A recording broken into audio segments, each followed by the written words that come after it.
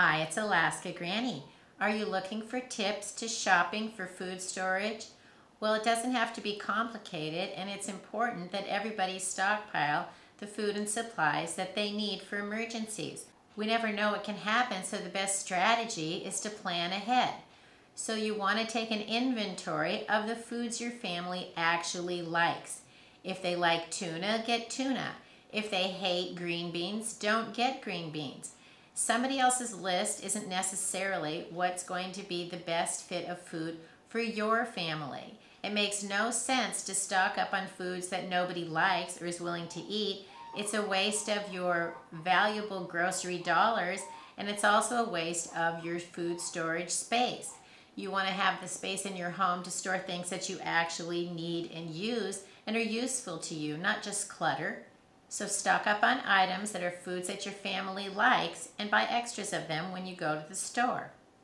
Then you need to rotate those foods. It's that strategy of first in, first out.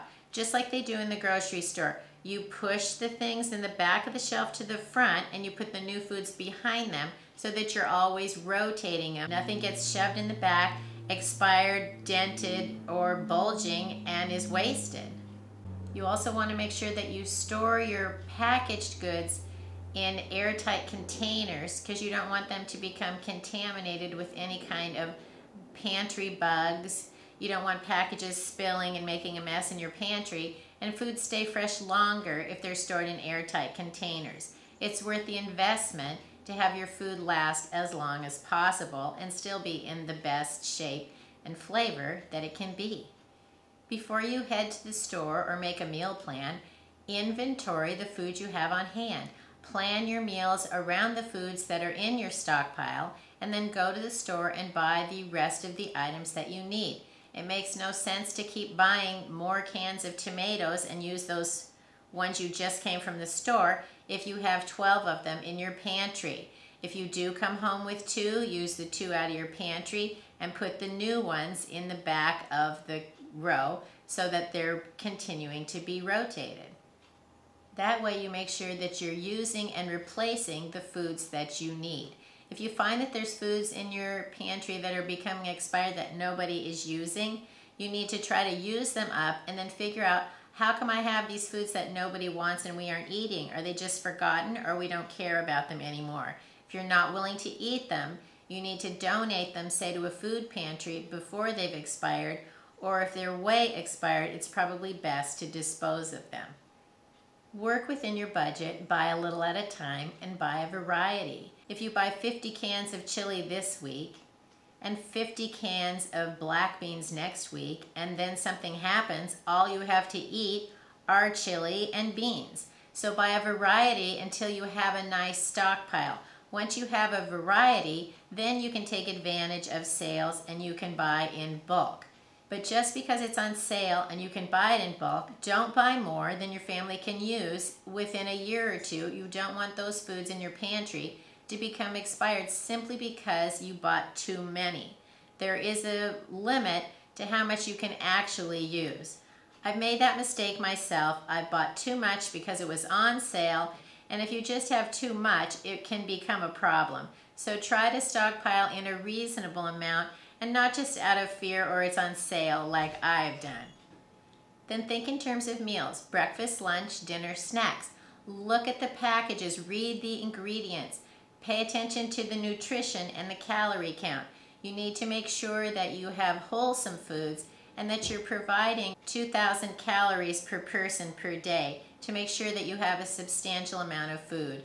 You may find that some of the foods you think are filling and long-lasting maybe don't have as many calories as you think. Times of emergency are never a time to find out that you are eating unfamiliar foods or that you don't have enough to keep people filled up. Once your pantry is full, think about long-term food storage, foods that last from 10 to 30 years. A good way to buy those is in bulk, where you can get a 50-pound bucket of rice and beans. You can also buy them in number 10 cans. A strategy is to buy them in single ingredients that you can mix together, because say you want to make things like meals in a jar. What happens is you take some 5-year shelf life items and you mix them with 30-year shelf life items, and your meal is going to expire when the first ingredient expires is when your jar is no longer fresh to eat. If you kept the 5-year things separate, you can rotate those more readily, and then your other foods can last longer. So it's something to keep in mind. Meals in a jar are a great idea, but you could possibly be shortening the life of some of your long-term food storage by combining those foods. When my kids left home to go to college, they were living in a dorm. I still made sure they had simple foods that they could eat. And then when they moved out on their own, it was easy to buy one of the buckets that had small portions that could last for 30 days. It gave me peace of mind knowing that they had available food they would eat, and they agreed in an emergency they would eat it. Some of the foods in the bucket may not be something that you would choose to eat on a regular basis, so you need to take into account the total that's in the bucket, and if most of it is appealing to you, then that might be a way to go so that you have something for an emergency backup plan. Buy packages and containers in sizes that you can reasonably store, use up, and lift. I can't lift a 5-gallon bucket of rice and beans, and I don't have a way to use it up between the time I would open it and it would then become stale or wasted. So I like to buy things in the number 10 cans. It makes sense for myself and my family. They fit more easily in the pantry. I can store them in places out of the way, yet they're still something I can bring into the kitchen and rotate through my food storage, because the amount that's in the can is something that I can reasonably use up on a day-to-day basis, 1 can at a time.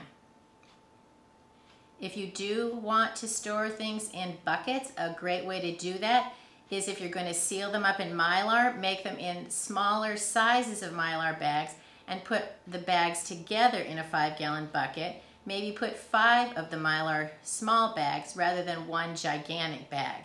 Most of us have enough to worry about without trying to open the big container, reseal it up, and then store it back away. So make the foods you store in a size and container that works for you. Most importantly, store foods so that they will last in a cool, dry place. Foods that are in jars need to be stored in the dark because the light can also deteriorate your food. And most importantly, stockpile all the water that you can. We can go a long time without food, but not very long without water. Water should be the most important item that you stockpile for your food storage. Plan on at least 1 gallon per person per day for as many days as possible.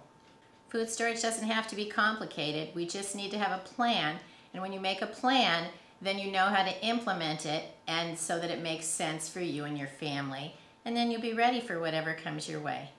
Learn more at alaskagranny.com. Please subscribe to the Alaska Granny channel.